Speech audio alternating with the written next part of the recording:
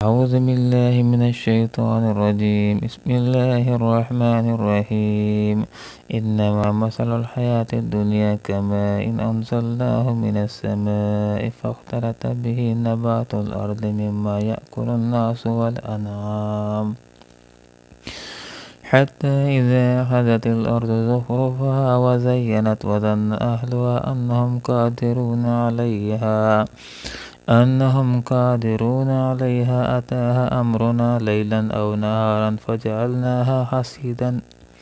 حسيدا كأن لم تغن بالأمس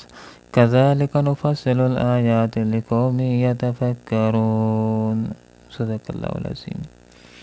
سبحانك لا علم لنا إلا ما علمتنا إنك أنت العليم الحكيم. انما بے شک مثل و مثال الحیات دنیا کی زندگی کی کما اس پانی کی طرح ہے انزلنا ہو جس کو ہم نے نازل کیا من السماء آسمان سے فاختلط پھر خوب گھنی ہو گئی بھی اس کے ذریعے سے نبات الارض زمین کی نباتات مما جس میں سے یاکلو کھاتے ہیں الناس لوگ والانعام اور مویشی حتی یہاں تک کہ اذا جب اخذت خوب پکڑ لیا الارض زمین نے زخرفہا اپنی رونق کو وزینت اور مزین ہو گئیں اس کی کھیتیاں وزن اور سمجھنے لگے اہلوا اس کے مالک انہم یہ کہ وہ قادر ہیں علیہ اس پر اتاہا تو آ گیا اس کی پر امرنا ہمارا حکم عذاب لیلاً رات کو او نہارا یا دن کو فجعلناها پھر ہم نے کر دیا اس کو حسیداً کٹا ہوا کأن لم تغنا گویا کہ آباد ہی نہ تھا یہاں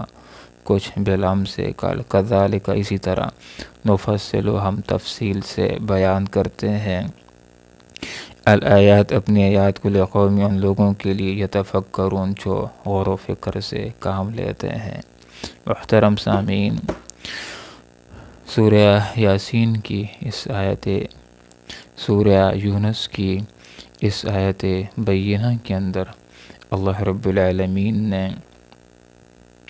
دنیا کی بے ثباتی کو ایک فصل کے ذریعے سے فصل کی مثال دے کر کے ہمیں سمجھایا ہے کہ جس طرح فصل عارضی ہوتی ہے 5-6 مہینوں کے بعد ختم ہو جاتی ہے، اسی طرح دنیا بھی عارضی ہے جو قیامت کے ذریعے ختم ہو جائے گی۔ اسی طرح اس دنیا کے اندر دنیا کی نعمتیں بھی حتیٰ کہ انسان بھی عارضی ہے جو موت کے ذریعے سے ختم ہو جائے گا۔ تو دنیا کی زندگی کی مثال کو اللہ رب العالمین نے اس طرح بیان فرمایا کہ لوگوں ذرا کھیت کے اوپر فصل کے اوپر غور و فکر کر لو، زمین کے اندر کچھ فصل نہیں ہوتی، بیابان ویران بنجر پڑی ہوتی ہے، لیکن جس وقت بارش ہو جاتی ہے اس بارش کے نتیجے میں زمین سے فصلیں اگنا شروع ہو جاتی ہیں، پیداوار ہو جاتی ہے، اس پیداوار میں سے انسان بھی کھاتے ہیں اور اس میں سے جانور بھی کھاتے ہیں۔ جس وقت یہ فصل جوان ہو جاتی ہے، لہلہانے لگتی ہے، خوبصورت ہو جاتی ہے، جوان ہو جاتی ہے اور زمین کے مالک یہ سمجھنے شروع کرتے ہیں کہ اب فصل بالکل تیار ہونے والی، اس کو کاٹیں گے اور گھر لے جائیں گے، اناج حاصل ہو جائے گا اور کچھ کو بیچ ڈالیں گے اور اس کے ذریعے سے پیسہ آئے گا، لاکھوں پتی کروڑ پتی ہو جائیں گے۔ لیکن اچانک اس زمین کے اوپر اور فصل کے اوپر آگ کا شعلہ آ جاتا ہے، آگ کا گولا آ جاتا ہے تو اس فصل کو ختم کر کے رکھ دیتا ہے، فنا کر کے رکھ دیتا ہے۔ تو یہاں پر اللہ رب العالمین نے ہمیں یہ بات سمجھا دی ہے کہ جس وقت وہ فصل ختم ہو جاتی ہے تو ایسے محسوس ہوتا ہے جیسے کل یہاں پر کوئی فصل تھی ہی نہیں۔ تو دنیا کی مثال بھی بالکل اسی طرح اس فصل کی طرح ہے کہ فصل کا ایک وقت ہوتا ہے، دنیا کا اس کائنات کا بھی ایک وقت ہے۔ فصل جس طرح عارضی ہوتی ہے، دنیا اور یہ کائنات بھی عارضی ہے۔ فصل کی پیداوار جس طرح عارضی ہوتی ہے، دنیا، یہ کائنات، یہ بھی عارضی ہے۔ فصل جس طرح 5-6 مہینوں کے بعد کٹ جاتی ہے، ختم ہو جاتی ہے، یہ دنیا بھی قیامت کے ذریعے سے کٹ جائے گی، ختم ہو جائے گی۔ دنیا بھی عارضی ہے، اسی طرح انسان کی زندگی کی مثال بھی بالکل فصل کی طرح ہے۔ جس طرح فصل ہوتی ہے، اگتی ہے اور چھوٹی ہوتی ہے، اسی طرح انسان بھی پیدا ہوتا ہے، چھوٹا ہوتا ہے، کمزور ہوتا ہے، پھر جس طرح فصل جوان ہو جاتی ہے، انسان بھی جوان ہو جاتا ہے، پھر جس طرح فصل وہ زرد ہو جاتی ہے اور اس کے بعد کاٹ ڈالی جاتی ہے، اسی طرح انسان بھی زرد ہو جاتا ہے، بوڑھا ہو جاتا ہے، پھر انسان کی فصل کو بھی موت کے ذریعے سے کاٹ ڈالا جاتا ہے۔